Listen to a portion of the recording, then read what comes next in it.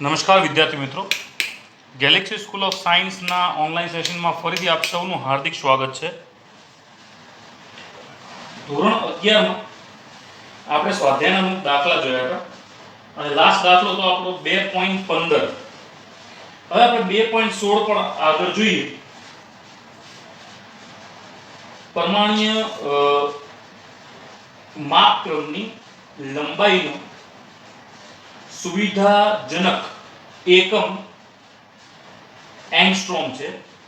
1 angstrom એટલે કે 1 angstrom બરાબર 10⁻10 મીટર થાય દ્વારા દર્શાવાય છે.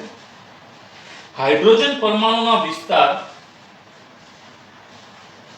હાઇડ્રોજન પરમાણુ આપેલું છે એના વિસ્તારમાં એટલે એનો R જે છે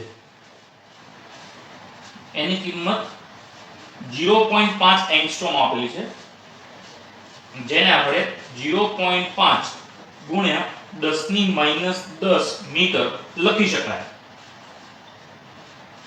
તો 1 મોલ હાઇડ્રોજન પરમાણુઓનું આણ્વિક કદ મીટર ક્યુબમાં કેટલું થશે એ શોધવાનું છે. તો H2 ની વાત કરીએ તો H2 ના એક પરમાણુનું કદ જેની કિંમત છે 4/3 પાઈ r ક્યુબ.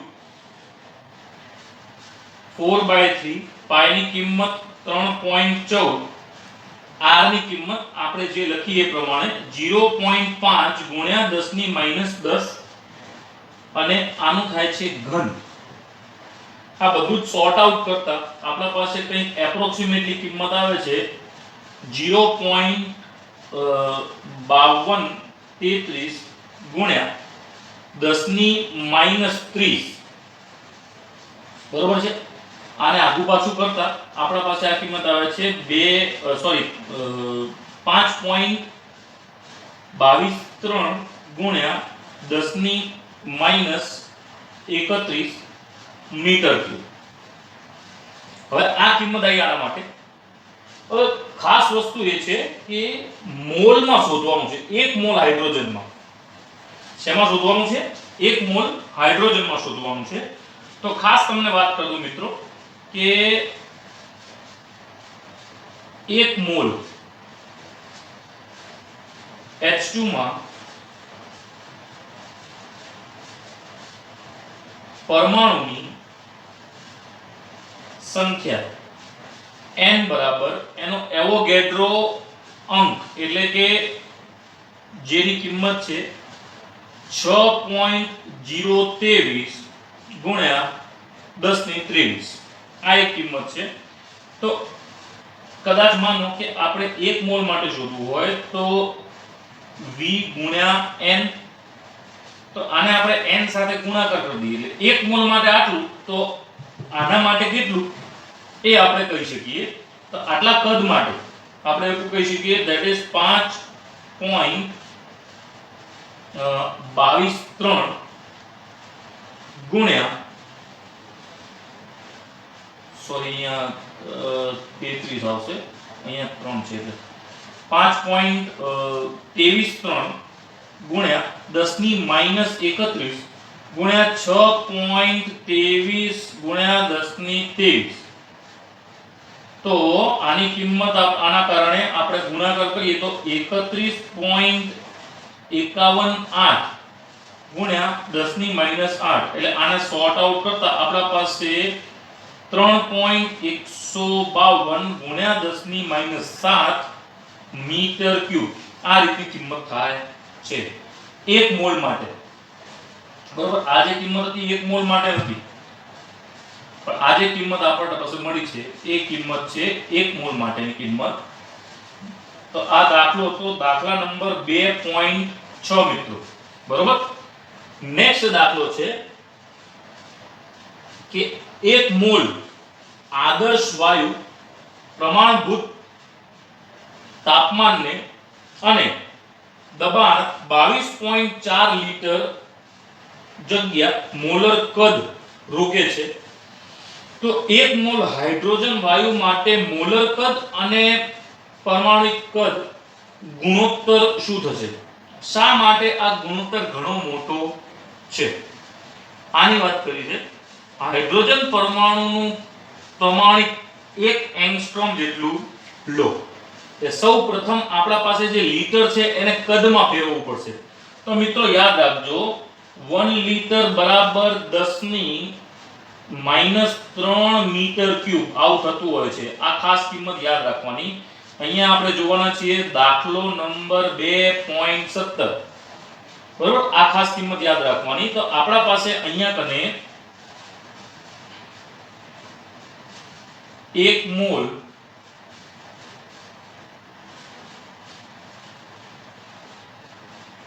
આદર્શ વાયુનું મોલર કદ જેને આપણે શોધવાનું છે એ છે 22.4 લીટર. તો 22.4 લીટર ને 22.4 ગુણ્યા 10 ની -3 મીટર ક્યુબ એટલે આ થઈ ગયું આપણા પાસે કદ. બરોબર, હવે આ કદ થઈ ગયું. તો 1 મોલ હાઇડ્રોજનના પરમાણુનું કદ શોધવું હોય એટલે કે 1 મોલ હાઇડ્રોજન નું કદ શોધવું હોય તો શું થાય? 4/3 પાઈ r ક્યુબ ગુણ્યા n * a. તો આ કિંમત શોધવા માટે 4/3 પાઈ ની કિંમત 3.14, r ની કિંમત 0.5 ગુણ્યા 10 ની -10 ક્યુબ અને ગુણ્યા 6.023 ગુણ્યા 10 ની 23. તો આને બરાબર કરીએ તો આપણા પાસે કઈ કિંમત આવે છે કે 3.52 ગુણ્યા 10 ની -3 મીટર ક્યુબ. આપણે આની પહેલા જોયું. બરોબર, હવે તો આ જે છે આ મોલર કદની કિંમત છે અને આ જે છે એ 1 મોલ પરમાણુ માટેની કદ છે. તો આ બંનેનો આપણે ગુણોત્તર લેવું પડશે. એટલે કે મોલર કદ ભાગ્યા 1 મોલ પરમાણુનું કદ. આ બંને કદનું ગુણોત્તર લઈએ એટલે 22.4 ગુણ્યા 10 ની -3 ભાગ્યા 3.152 ગુણ્યા 10 ની -7. તો આનું કંઈક ગુણોત્તર આપણા પાસે આવે છે 7.1 ગુણ્યા 10 ની 4. આ ગુણોત્તર ઘણો મોટો છે. એનું કારણ એ છે કે 1 મોલ આદર્શ વાયુનું જે મોલર કદ છે એની કિંમત વધારે છે. બરોબર, અને બીજું ખાસ જોવા જઈએ તો કે આ ગુણોત્તર ઘણો મોટો છે એનું કારણ કે વાયુમાં આંતર પરમાણુઓ વચ્ચેનું અંતર હાઇડ્રોજન અણુના સરખામણીમાં ઘણું જ વધારે છે એટલે. બરોબર છે મિત્રો? તો એક વસ્તુ હતી આ. ત્યારબાદ એ પછીનો જે દાખલો છે એમાં ખાલી અવલોકન કરવાનું છે. ધેટ ઇઝ 2.18 નંબરનો દાખલો. શું કહે છે કે નીચે સામાન્ય અવલોકનની સ્પષ્ટતા સમજાવો. ઝડપથી ગતિ કરતી એક ટ્રેનની બારીમાંથી તમે બહાર જુઓ તો નજીકના ઝાડ, મકાનો વગેરે ટ્રેનની ગતિની વિરુદ્ધ દિશામાં ગતિ કરતા દેખાય છે, પરંતુ દૂર પદાર્થો દાખલા તરીકે પર્વત, શિખરો, ચંદ્ર, તારા વગેરે શિખર દેખાય છે તે સ્થિર દેખાય છે. હકીકતમાં તમે ગતિ કરી રહ્યા છો હોવાના અંગે સ્વભાવ હોવાથી આ દૂરના પદાર્થો તમારી સાથે ગતિ કરતા જણાય છે. મુખ્ય વસ્તુ એ છે કે દૂરની વસ્તુઓ કરતા નજીકની વસ્તુઓ નું નિરીક્ષકની આંખ આગળ મોટા કોણ બનાવે છે. એટલે દાખલા તરીકે હું તમને સિમ્પલ વસ્તુ બતાવું. આપણે વસ્તુ વિચારો કે આ છે પહાડો. બરોબર, આ પહાડો અને અહીંયા કને આપણી આંખ છે અને કોઈ પણ નજીકની વસ્તુ છે કે જે માની લો ઝાડ તો આ ઝાડને આપણે જોશું ને તો આપણું જે કોણ છે એ આટલું બનશે અને આ પહાડને જોશું તો એ કોણ બનશે નાનું, બરોબર, કોણના આધારે. તો જ્યારે તમે ગતિ કરો છો ત્યારે નજીકની વસ્તુ કરતા દૂરની વસ્તુ માટેનો કોણીય ફેરફાર ઓછો છે, એટલે આ કોણીય ફેરફાર કેટલો થાય? ઓછો થાય. તેથી તમારી સાથે ફરતા દેખાતા એ સ્થિર દેખાય જ્યારે નજીકની વસ્તુ વિરુદ્ધ દિશામાં ગતિ કરતા એવું લાગે, કારણ કે કોણ મોટો છે અને મોટો કોણ હતો એ ઝડપથી પાછળ જાય. બરોબર, આ આપણું ફિઝિક્સના આધારે એક લોજિક હતું જે તમે હાલ અહીંયા એપ્લાય કર્યું. લાસ્ટ દાખલો આપણા પાસે 2.18. હવે આપણે જોઈશું દાખલો નંબર 2.19.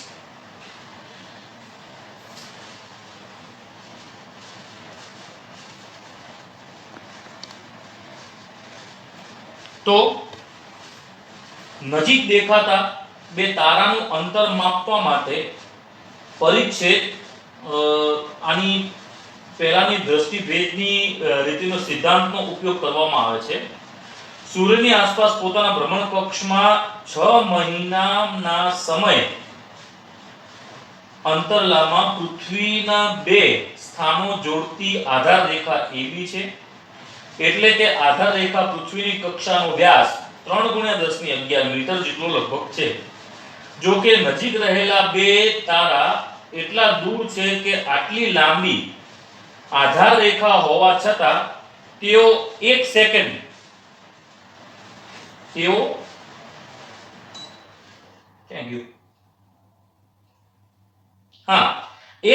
જેટલો ચાપ એટલે કે આર્ક દર્શાવે છે. ખગોળીય સ્તર પર લંબાઈના સુવિધાજનક એકમ પાર્સેક છે.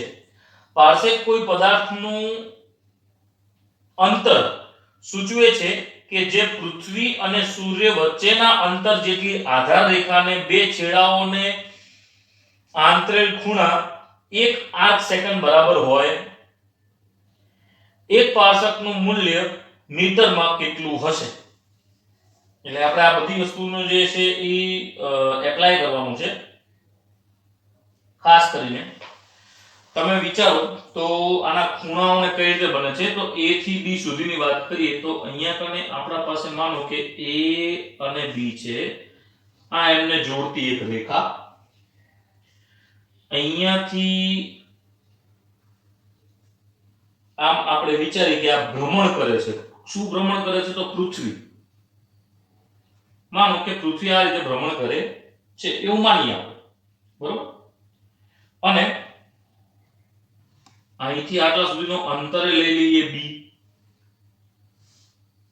અને આ જગ્યા જે જોવાનું છે એ છે O.